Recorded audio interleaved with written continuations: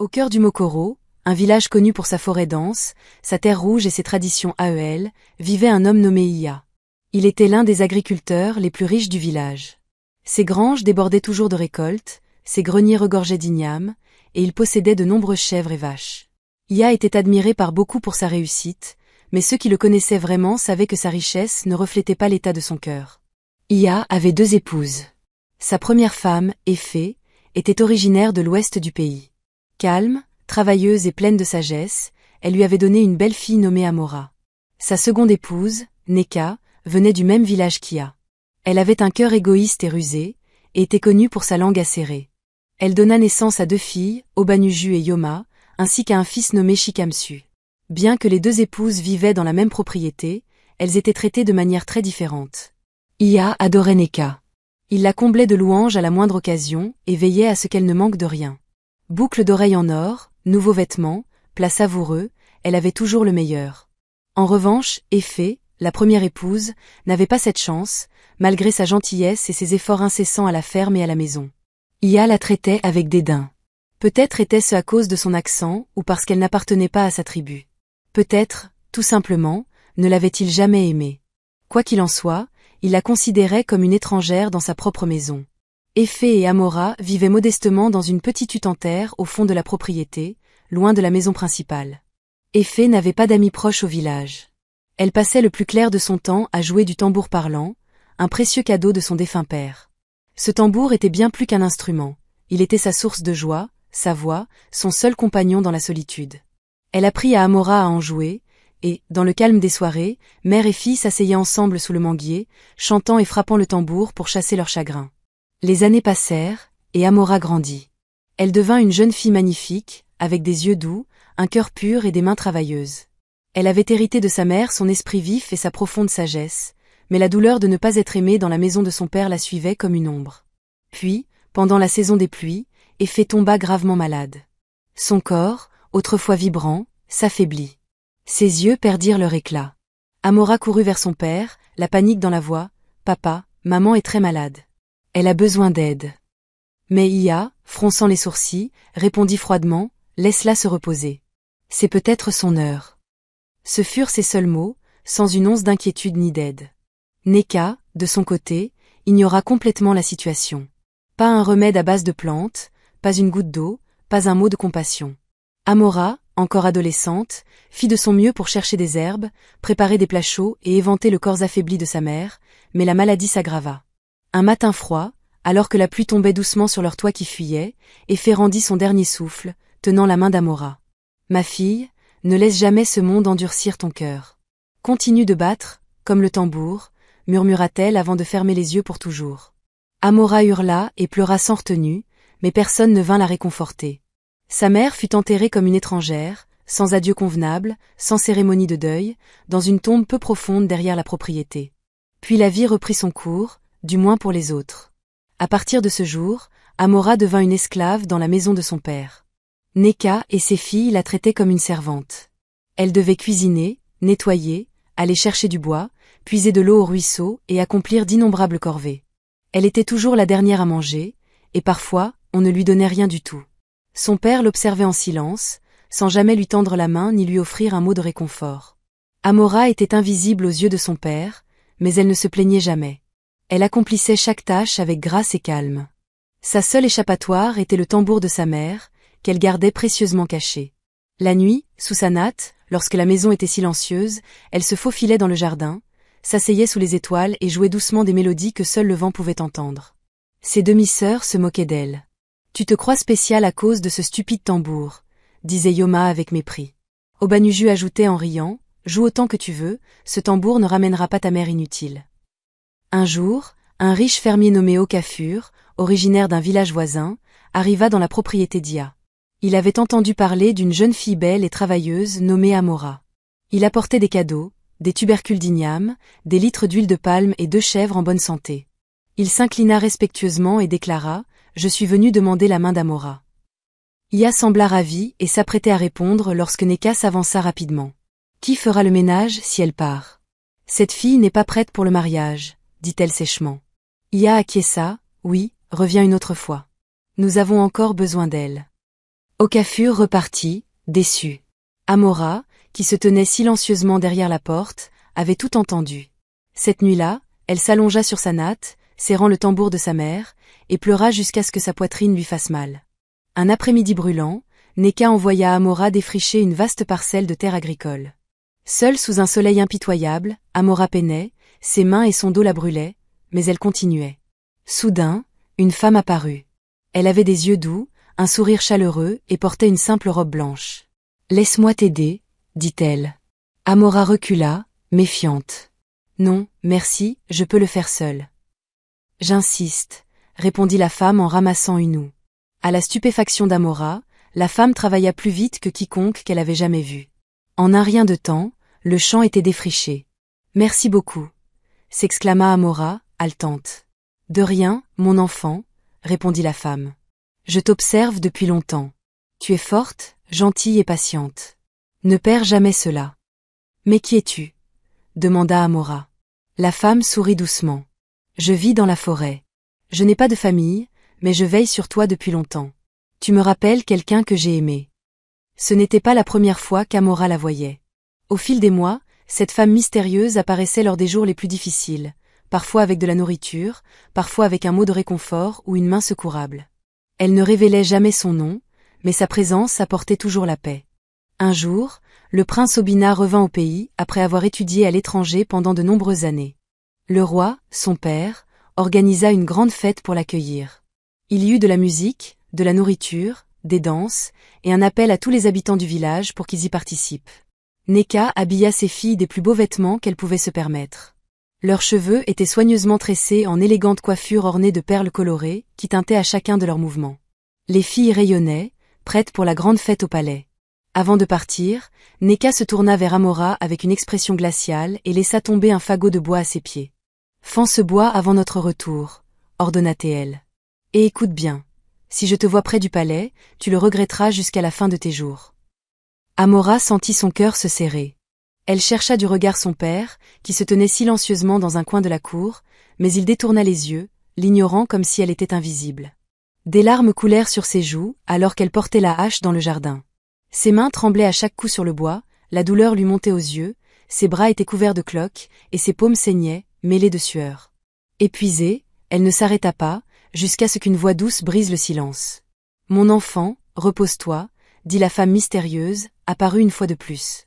Cette fois, elle portait un panier rempli de nourriture. « Mange quelque chose » ajouta-t-elle en posant le panier à côté d'Amora. « Je vais trouver quelqu'un pour t'aider. » Amora, perplexe, demanda « Mais comment sais-tu où j'habite » La femme sourit doucement. « Je sais tout ce que j'ai besoin de savoir. » Bien que confuse, Amora obéit.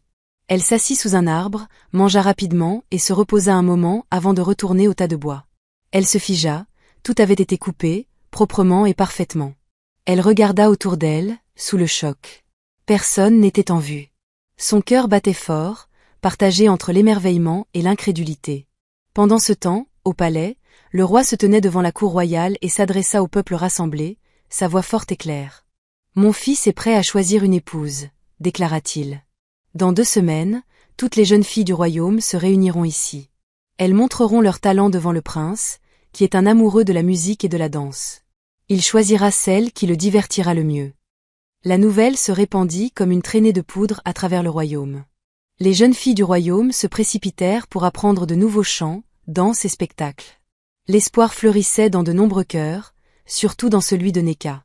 Elle engagea rapidement une danseuse professionnelle pour entraîner ses filles, Obanuju et Yoma.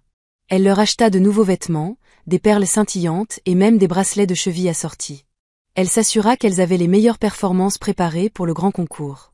Amora apprit la nouvelle, et son cœur se serra de nostalgie. Elle avait toujours aimé la musique, surtout le tambour parlant que sa défunte mère lui avait laissé. Effé lui avait appris à en jouer, à chanter avec âme et à se connecter au rythme du tambour. Un soir tranquille, alors que Neka et ses filles étaient absentes, Amora se glissa dans sa hutte et en sortit le précieux tambour. Elle commença à jouer et à chanter d'une voix douce, mais pleine de passion. Mais un jour, Neka la surprit. « Quelle absurdité !» s'écria-t-elle. « Tu t'entraînes sérieusement pour rejoindre les autres filles au palais ?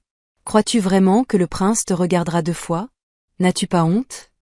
Elle arracha le tambour des mains d'Amora et le jeta au sol. Puis, avec une lueur malicieuse dans les yeux, elle prit du pétrole et des allumettes et mit le feu à l'instrument. « Non, je t'en prie.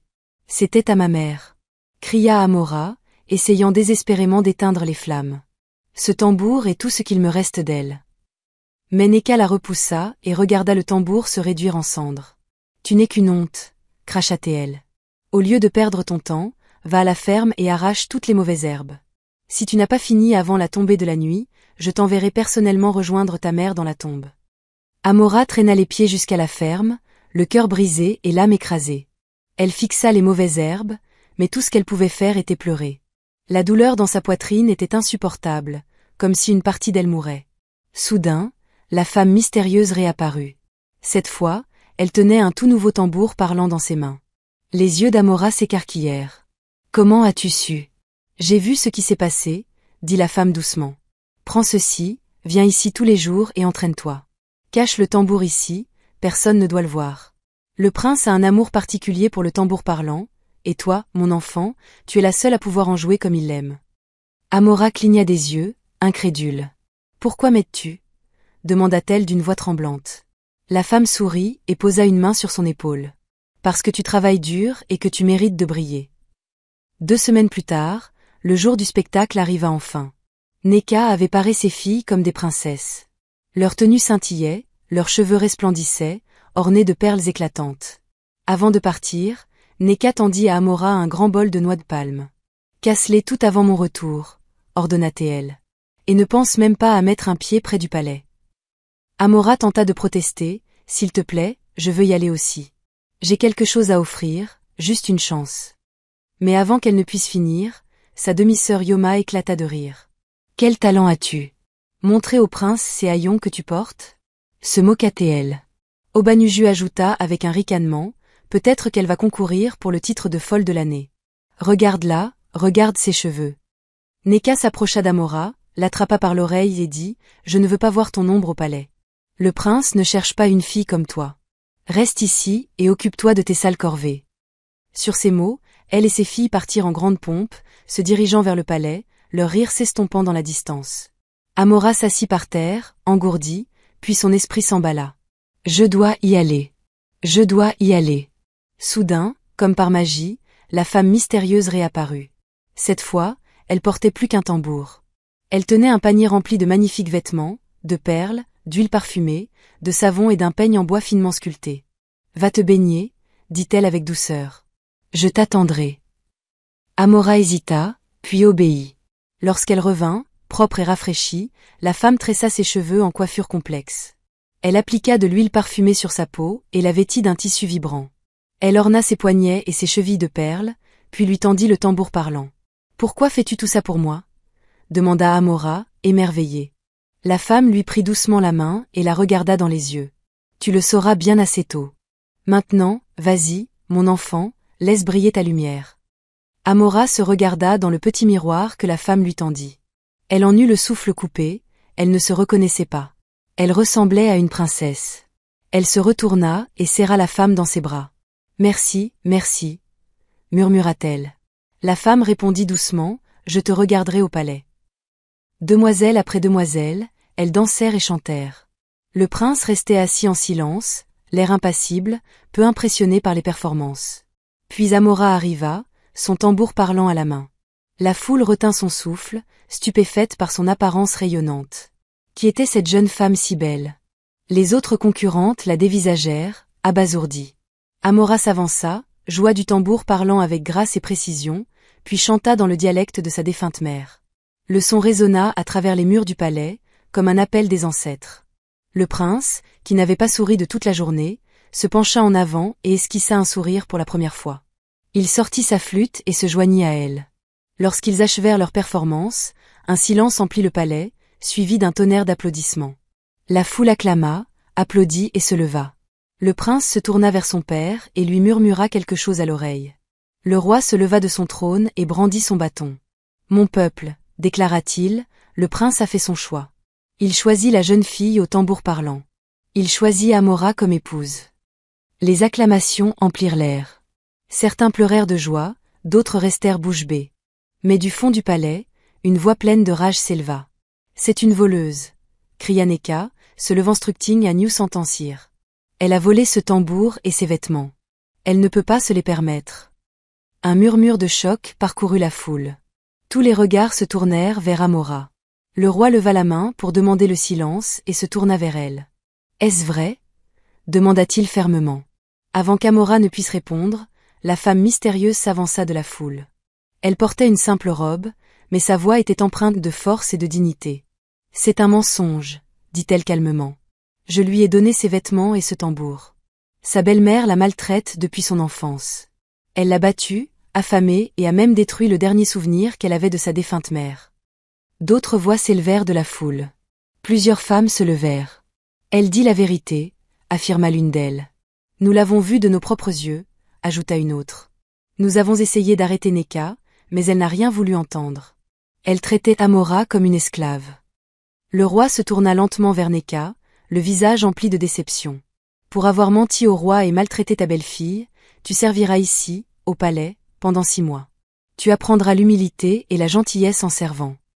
La foule se précipita sur ses chaises, acclamant la décision. Le prince se leva et prit fièrement la main d'Amora. Obanuju et Yoma, les filles de Neka, n'osaient pas lever les yeux. Le père d'Amora baissa la tête, rongé par la honte. Plus tard dans la soirée, Amora trouva la femme mystérieuse dans un coin tranquille derrière le palais. « Merci », dit-elle doucement, les larmes aux yeux. « Je ne sais pas comment te remercier. » La femme lui prit doucement la main et la regarda dans les yeux. « Ne crie pas, » dit-elle, « mais je dois te dire quelque chose d'important. » Amora hocha lentement la tête, les yeux emplis de larmes. « Je suis ta mère, » murmura la femme. « Mais ma mère est morte, » répondit Amora, le visage marqué par le choc. « Oui, j'ai quitté ce monde, mais mon esprit n'a pas pu trouver le repos tant que tu souffrais, » expliqua la femme. « Maintenant, je peux partir en paix, sachant que tu es en sécurité. » Des larmes coulèrent abondamment sur le visage d'Amora. Elle ouvrit la bouche pour parler, mais aucun mot ne sortit. Submergée par l'émotion, elle se couvrit la bouche. Sa mère lui adressa un sourire tendre, lui fit un léger signe de la main et disparut lentement dans la brise du soir, tel un rêve qui s'évanouit. 2 jours plus tard, le palais résonnait de musique et de joie. Le mariage fut grandiose. Amora, rayonnante, était parée des plus belles perles de corail, d'une robe fluide en soie et d'une coiffe royale qui scintillait comme les étoiles. Elle dansait, chantait et souriait tout au long de la journée, sa joie contagieuse illuminant l'assemblée. Ia, son père, humble et rongé par les regrets, s'approcha d'elle. Il s'agenouilla à ses pieds et implora son pardon. Amora, fidèle à sa bonté, lui pardonna, bien que la douleur du passé persistât encore en elle. Sa clémence toucha de nombreux cœurs ce jour-là. Assise aux côtés du prince, son nouvel époux, Amora leva les yeux vers le ciel bleu clair et murmura « Merci, maman ». À partir de ce jour, le tambour parlant ne résonna plus de tristesse. Il vibrait de joie, de fierté et d'espoir. Dans les villages à travers le pays, des chansons folkloriques furent entonnées, racontant l'histoire de la jeune fille courageuse qui jouait du tambour, épousa un prince et fut aimée si profondément par sa mère que même la mort ne put les séparer. Merci d'avoir suivi cette histoire. Si elle vous a plu, pensez à vous abonner et à activer la cloche de notification pour ne manquer aucune autre histoire extraordinaire.